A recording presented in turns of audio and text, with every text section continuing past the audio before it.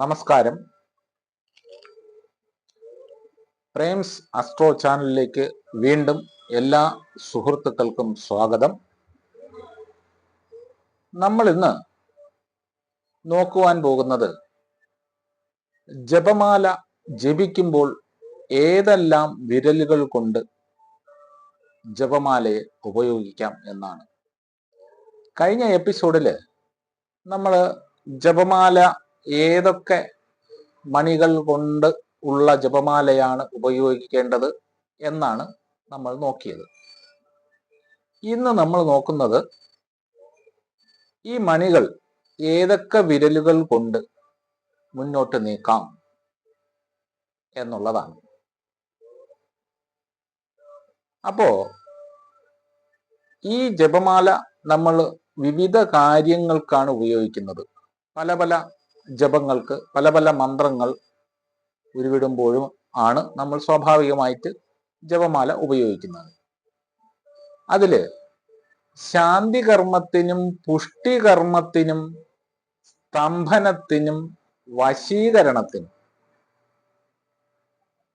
നമ്മൾ ജപമാല ഉപയോഗിക്കുമ്പോൾ തള്ളവിരലിന്റെ അഗ്രഭാഗം കൊണ്ട് ആ ജപമാലയുടെ മണികൾ നീക്കണം എന്നാണ് ശാസ്ത്രം പറയുന്നത്. രണ്ടാമതായി, ആകർഷണ കാര്യങ്ങളിൽ, ആകർഷണ കാര്യം എന്ന് പറഞ്ഞാൽ നമ്മളിലേക്ക് ഒരു വ്യക്തി ആകർഷിക്കപ്പെടണം എന്നുള്ള മന്ത്രം ഉപയോഗിക്കുമ്പോൾ തള്ളവിരലും മോതിര വിരലും ചേർത്ത് മണികൾ നീക്കണം. അപ്പൊ ആകർഷണ കാര്യങ്ങളിലാണ് തള്ളവിരലും മോതിര വിരലും ചേർത്ത് മണികൾ നീക്കേണ്ടത്. അടുത്ത് വിദ്വേഷണ കർമ്മങ്ങളിൽ തള്ളവിരൽ ചെറുവിരൽ ഇവ ചേർത്ത് മണികൾ നീക്കണം. മണികൾ നീക്കുമ്പോൾ മധ്യമണി കടന്നു പോകരുത്.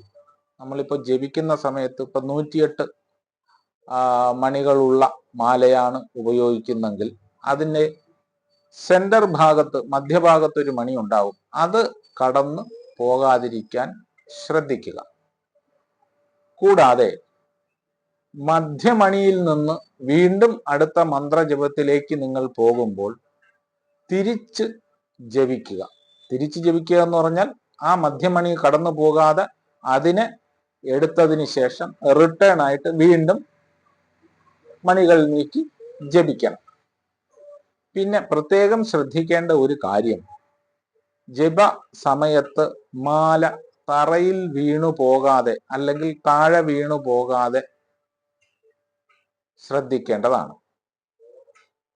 അത്തരം കാര്യങ്ങൾ ശ്രദ്ധിച്ച് മുന്നോട്ട് പോയാൽ നിങ്ങൾ ഏത് മന്ത്രമാണോ ജപിക്കുന്നത് ആ മന്ത്രത്തിന്റെ ഫലസിദ്ധി വളരെ കൂടുതലായിരിക്കും.